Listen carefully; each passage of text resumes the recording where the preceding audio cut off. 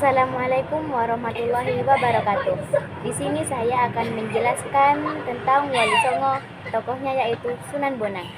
Nama asli Sunan Bonang adalah Raden Maulana Maghdum Ibrahim. Lahir sekitar tahun 1465 Masehi. Wafat sekitar tahun 1525 Masehi. Ayah Sunan Bonang yaitu Sunan Ampel yang bernama Raden Rahmat. Ibunya Sunan Bonang yaitu Nyai Ageng Manila.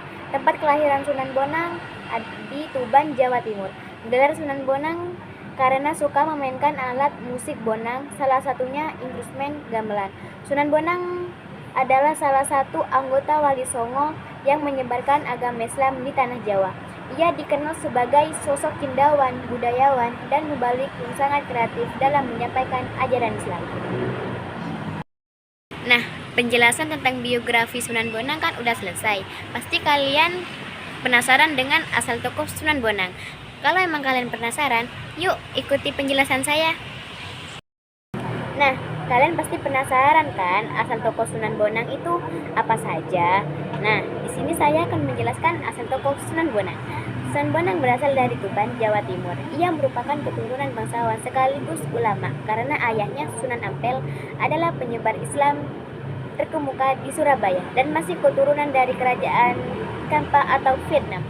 Setelah belajar di pesantren ayahnya, Sunan Bonang melanjutkan pendidikannya ke Pasal Aceh. Nah, penjelasan tentang asal tokoh Sunan Bonang kan udah selesai teman-teman. Sekarang kita lanjut ke penjelasan metode dakwah Sunan Bonang. Yuk ikuti saya lagi. Check it out. Sunan Bonang menggunakan metode yaitu yang pertama, metode gamelan. Sunan Bonang menciptakan alat musik bonang dan menggunakannya dalam pementasan wayang kulit, serta menggabungkannya dengan lagu-lagu yang berisi ajaran Islam. Gamelan ini menjadi media yang menarik dan mudah diterima masyarakat karena sudah menjadi bagian dari budaya mereka. Nah, yang kedua, metode wayang kulit. Sunan Bonang menggunakan wayang kulit sebagai media untuk menyampaikan cerita-cerita yang mengandung nilai-nilai Islam. Ia memasukkan nilai-nilai keislaman dalam cerita wayang dan mengajarkan ajaran Islam melalui wayang. Nah, yang ketiga, tembang Majapahit. Sunan Bonang mengubah berbagai tembang Majapahit yang diwarnai dengan ajaran Islam seperti tembang Tombo Ati. Lagu-lagu ini mudah diingat dan dipahami masyarakat karena mengandung hukum-hukum dan kewajiban yang harus dipatuhi umat Islam. Nah, yang keempat, karya sastra. Sunan Bonang dikenal sebagai penulis suluk wuji, sebuah karya sastra spiritual yang berisi ajaran tasawuf. Nah, yang kelima, pendidikan. Sunan Bonang memberikan pendidikan agama Islam secara khusus kepada Raden Patah yang kemudian menjadi Sultan Demak melalui suluk Sunan Bonang atau Primbon Sunan Bonang. Nah, pasti kalian bertanya-tanya kan, kenapa sih Sunan Bonang membuat metode dakwah, atau apa sih tujuan Sunan Bonang membuat metode dakwah? Kalau emang kalian penasaran, yuk ikuti penjelasan saya lagi. Nah, yang penasaran sama tujuan metode dakwah Sunan Bonang, di sini saya akan menjelaskan ya. Nah, tujuan utama dakwah Sunan Bonang adalah mengajak masyarakat Jawa untuk memeluk Islam dengan cara yang halus dan menarik. Ia menggunakan kesenian dan kebudayaan yang sudah ada dalam masyarakat untuk menyampaikan ajaran Islam, sehingga masyarakat lebih mudah menerima dan memahami.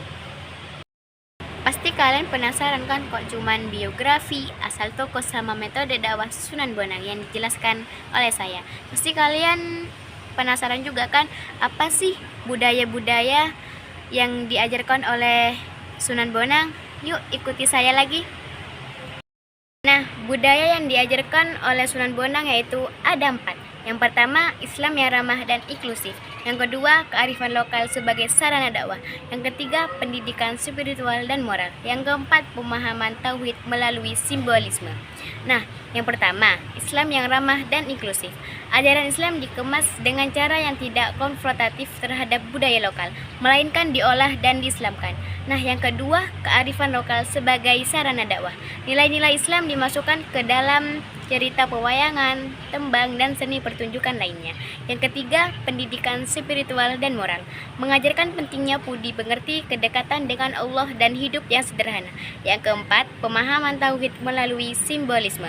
Banyak ajaran Sunan Bonang dikemas dalam bentuk filsafat dan simbol yang dalam agar masyarakat mudah menerima meski belum sepenuhnya mengerti secara harfiah. Yang terakhir yaitu kesimpulan. Nah, bagaimana sih metode dakwah Sunan Bonang yang mengembangkan seni, budaya lokal, pendidikan, dan pendekatan spiritual sangat relevan jika diterapkan di zaman sekarang.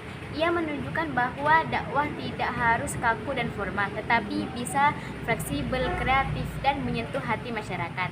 Nah, beberapa metode yang digunakan pada zaman sekarang yaitu yang pertama menggunakan media populer, yang kedua menghargai budaya lokal, yang ketiga mengutamakan nilai-nilai dan makna. Nah, yang pertama yaitu menggunakan media populer seperti Sunan Bonang yang menggunakan gamelan dan tembang Jawa.